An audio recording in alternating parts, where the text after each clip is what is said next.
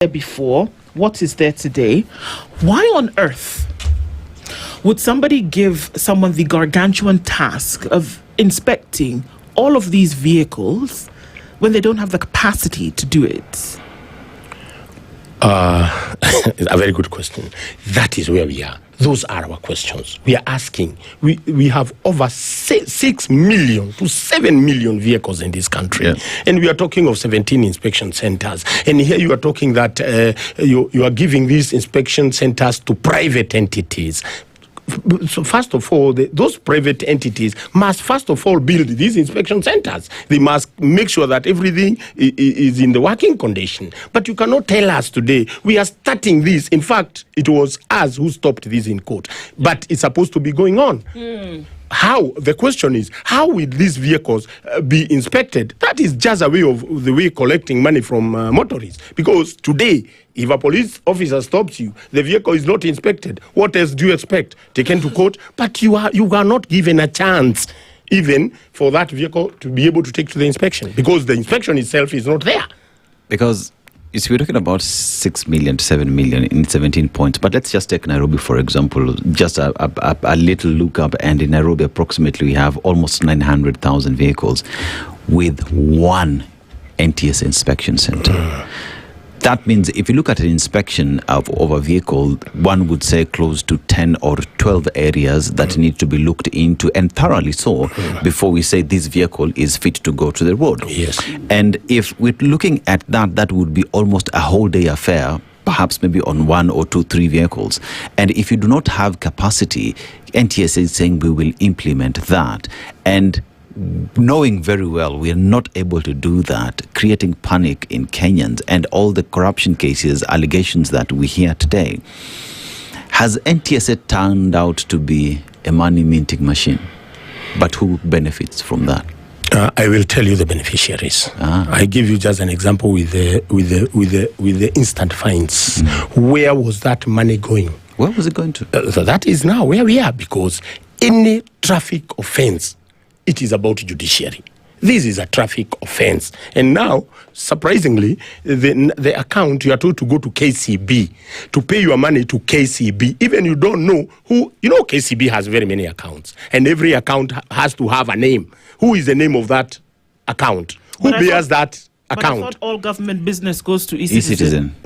Triple. Yeah, everything for NTSA, if you want to pay any money to go to NTSA, you pay to eCitizen. But this one they removed. Why? They gave a different account, which is at KCB. Even they were reporting, even the DG was in the media saying you have to go to the KCB to make the payment. But the question is, even NTSA, when we talk of money collected on our roads, they are not even supposed to go to NTSA. NTSA is not entitled even to collect any money. So this money should go to the judiciary account, because it is a process. And if you look at the ticket, if you go look at that ticket, it is not giving anybody another option. It is only giving you one option, to pay. But it is not giving you an option that you can say, no, I want to go to court. So, and when you go at that fine, it is very clear. There is to maximum to minimal of fines which a judge can give you. This maximum is 10,000 when you are overspeeding. Now, you are right. You have the right as a Kenyan to go to court, and then you are listened, and then you are heard. But now this ticket is not giving you any other option. The option is you pay, or your vehicle will be arrested. Because what we hear then is National Transport Safety Authority. We're talking about the safety aspect of it. And when you talk about a traffic offense, it's an offense. That means it's you've gone against the law. Yes. And for you to rectify that, then you need to be taken to court. That for is you to where we argue are. your matter, Yes. for a judge to pronounce themselves on the same. Yes. That even if it is paying an instant fine, then it ought to go to judiciary. Yes. And then judiciary is supposed to also tell us in the financial year 27-28, we collected 10 billion shillings from instant fines that have gone on the road. Yeah. But is that then a way of saying we are implementing something that is shrouded in mystery. Of course, that's where we are. But one thing I want you to understand, all Kenyans were ready for the instant fines, because also there was a lot of corruption with the police. Because if you're arrested on the road and maybe your fine is only 1,000, and then the whole day the police officer is in your vehicle the whole day for him to give you a ticket. It was at least there was a lot of corruption in that area. But one thing, we cannot finish a corruption, want to clear corruption, adding more corruption on the other side, because every Kenya was ready for it if it came in the right way. That this is a ticket, it has come, it has an option. You can say no, I'm given 7 days, I can present myself in court, and then I can, from there, I can be charged.